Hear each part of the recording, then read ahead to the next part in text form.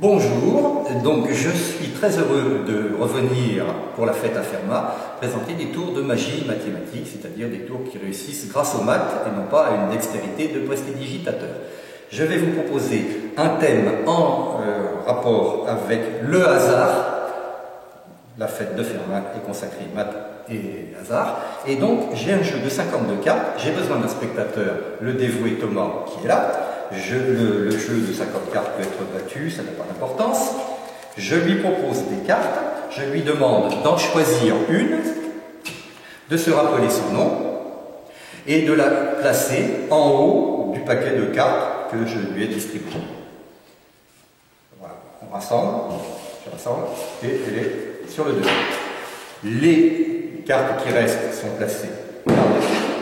Et maintenant, nous allons faire une petite expérience où le hasard va intervenir. Je vais distribuer les cartes en comptant de 10 jusqu'à 0. Je dis un nombre en même temps que je distribue une carte.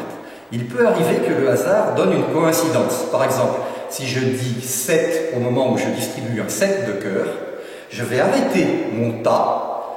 Au lieu d'aller jusqu'à 0, je vais l'arrêter sur cette carte-là et je vais continuer comme ça jusqu'à avoir obtenu 4 tas. Donc, j'y vais, je commence à distribuer. 10, ce n'est pas un 10, je continue. 9, ce n'est pas un 9, je continue.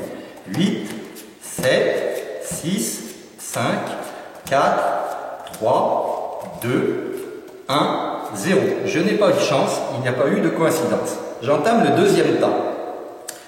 10, 9, 8, 7, 6, 5, 4, 3, 2, 1, 0. Pas de chance.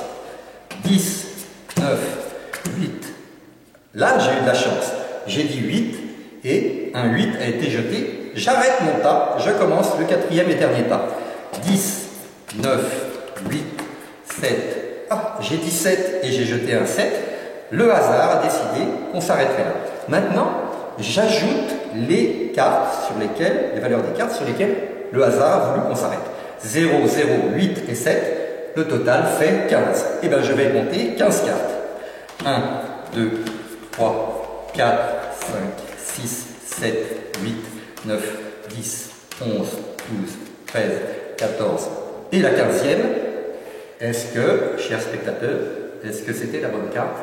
Oui, c'est celle-là. Voilà. Explication maintenant, car le but est de montrer que les tours réussissent grâce aux mathématiques et non pas à un talent de magicien prestidigitateur. L'explication est la suivante. Je n'ai pas dit à mon spectateur, mais je lui ai distribué 9 cartes. Sa carte est positionnée en 9e place à partir de dessous. Je mets 43 cartes au-dessus, puisqu'en tout il y en a 52. Donc la carte du spectateur est la 44e, 43 plus 1, 44. Pour réussir mon tour, je dois retourner la 44e carte du jeu. Vous avez vu qu'il y a 4 tas. En fait, chaque tas va fournir 11 cartes.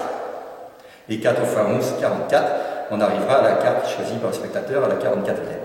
Quand je n'ai pas de chance, je distribue 11 cartes dans la pile. De 10 à 1, ça en fait 10. La carte qui vaut 0 est la 11e. Cette pile donne 11 cartes distribuées. La suivante aussi. Ici, quand j'ai eu la chance de m'arrêter sur le 8, en fait, j'ai distribué 3 cartes. 10, 9, 8. Et je me suis arrêté. Dans un premier temps, 3 cartes. Mais, en utilisant la valeur de la carte, c'est-à-dire 8, plus tard, dans un deuxième temps, je distribue 8 autres cartes. 3 plus 8 en tout, ça finit par faire 11. Donc cette pile me fait distribuer en tout 11 cartes. La pile qui finit par un 7, j'ai distribué 4 cartes en comptant 10, 9, 8 et 7. 4 cartes dans un premier temps, mais avec la valeur 7 qui est sur le dessus. Plus tard, j'en distribue 7 autres. 4 plus 7, 11. Les 4 piles me fournissent 11 cartes chacune. 4 fois 11, 44. En distribuant 44 cartes, on tombe sur la carte du spectateur. Donc le hasard intervient, mais il y a un invariant qui est 44. Ce sont les mathématiques qui sont derrière et qui permettent de réussir ce tour. Merci à vous.